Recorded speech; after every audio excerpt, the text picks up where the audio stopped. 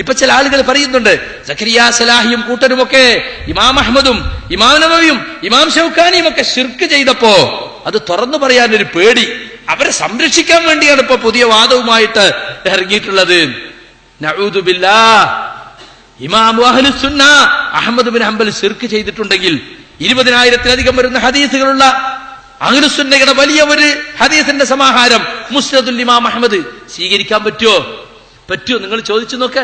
ഇമാം നവവിയുടെ റിയാദുസ് സാലിഹീൻ വായിക്കാൻ പറ്റുമോ? ഇമാം നവവിയുടെ അൽ-അദ്കാർ ഉപയോഗിക്കാൻ പറ്റുമോ?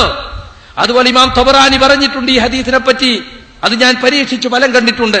വിജനമായ സ്ഥലത്ത് വഴിതെറ്റുകയോ വാഹനമൃഗം നഷ്ടപ്പെടുകയോ ചെയ്യുമ്പോൾ യാ ഇബാദല്ലാഹ് എന്ന് വിളിച്ചു പറഞ്ഞിട്ട് എനിക്കതിന് അനുഭവത്തിൽ മനസ്സിലായിട്ടുണ്ടെന്ന് തബറാനി പറഞ്ഞിട്ടുണ്ട്. അപ്പൊ തബറാനിയും ശിർക്കിന്റെ ആളായി എങ്കിൽ അദ്ദേഹത്തിന്റെ മുഅ്ജമുൽ കബീറോ മുഅ്ജമുസ് സഗീറോ മുഅ്ജമുൽ 3 ഹദീസിന്റെ ഗ്രന്ഥം അദ്ദേഹത്തിനുണ്ട്. പറ്റുമോ സ്വീകരിക്കാൻ? ആരെയാണ് നമ്മൾ ഈ പറയുന്നത്? അപ്പൊ ഇമാമിങ്ങൾ ആരും ശിർക്ക് ചെയ്തിട്ടില്ല സുഹൃത്തുക്കളെ. അവർ ചെയ്യാത്ത ശിർക്കെന്ന് പറഞ്ഞ് ആരോപിച്ചിട്ട് അവരെ പേരിൽ ശിർക്കാരോപണം നടത്തുകയാണ്. നമ്മൾ ഇമാമികളെ തള്ളുന്നവരാണ്, ഇമാമികളെ പേരിൽ ഇമാമികളെ ഇകഴ്ത്തുന്നവരാണ്, അവരെ കൊച്ചാക്കുന്നവരാണ് എന്നൊക്കെ ചില ആളുകൾ പറയാറുണ്ട്.